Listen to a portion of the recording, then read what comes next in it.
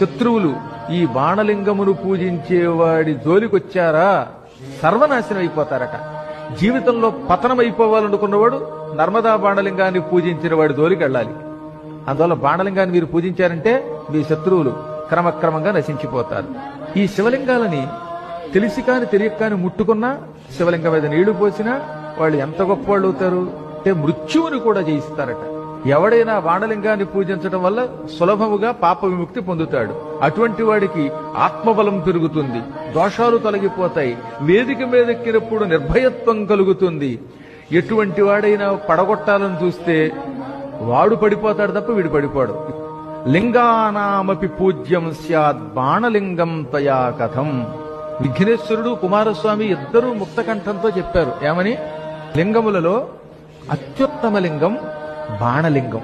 అనాచారాలన్నిటినీ తొలగించే శక్తి ఒక్క నర్మదా బాణలింగమునకున్నది. అందుకే జీవితంలో ఒకసారైనా బాణలింగాన్ని పూజించి తీరాలి. అందుకని ప్రణవపీఠంలో